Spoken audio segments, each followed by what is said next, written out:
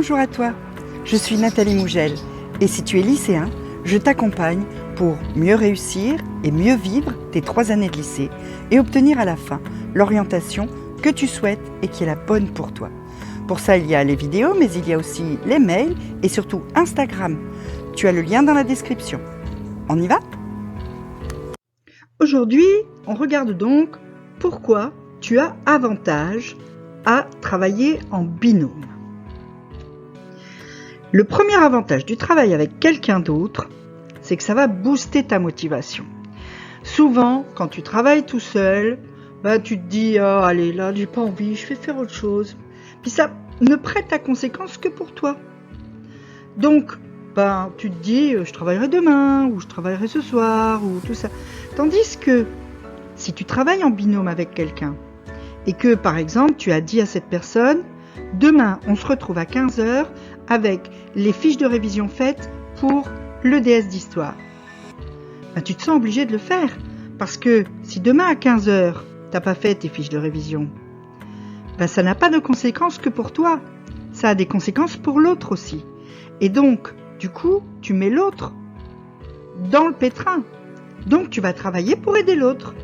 Et tu vas trouver une motivation. Cette motivation, c'est de ne pas laisser tomber ton pote, ton ami, ta copine avec laquelle tu as décidé de travailler. Deuxième avantage du travail en binôme, tu vas mieux comprendre certaines choses.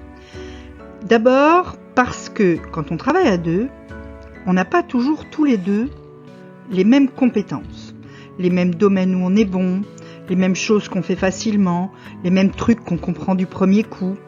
D'ailleurs, le mieux, c'est de trouver quelqu'un avec qui travailler, quelqu'un qui est différent de toi au niveau du travail scolaire. Ça va être encore plus efficace. Et donc, chacun va expliquer à l'autre ce que l'autre n'a pas bien compris. Par exemple, toi, tu comprends bien les maths, et puis la personne avec qui tu travailles, elle est plutôt forte en philo. Toi, tu vas lui expliquer les maths. D'abord, en expliquant, tu vas vérifier toi-même que tu as bien compris. C'est une bonne façon de comprendre et de vérifier qu'on a bien compris quelque chose que de devoir l'expliquer à quelqu'un d'autre. Parce que du coup, il va falloir que tu trouves les bons mots, que tu trouves les bonnes méthodes et tu vas toi-même augmenter ta compréhension de ce que tu dois expliquer. Et puis, pour la philo, c'est ton copain qui va t'expliquer et qui va te dire non, ce concept-là, c'est pas ça. En fait, la vérité, etc. Et du coup, expliquer autrement que par le prof, expliquer dans d'autres circonstances, etc. Tu vas mieux comprendre. Et ça, c'est fantastique. Dernier avantage, tu es plus discipliné. Ça revient un petit peu au premier, sauf que là, c'est une question de rigueur dans ton travail, une question de régularité dans ton travail. L'autre compte sur toi. L'autre compte sur toi pour avoir fait en temps et en heure les fiches de révision d'histoire que tu as promises pour demain 15h, mais l'autre, il compte sur toi aussi pour avoir fait ces fiches correctement, pour les avoir faites de façon à ce qu'elles soient utiles aussi pour lui. Donc, véritablement, lui compte sur toi et toi, tu comptes sur lui. Tu dois être là pour lui est là pour toi et chacun a fait le travail pour les deux.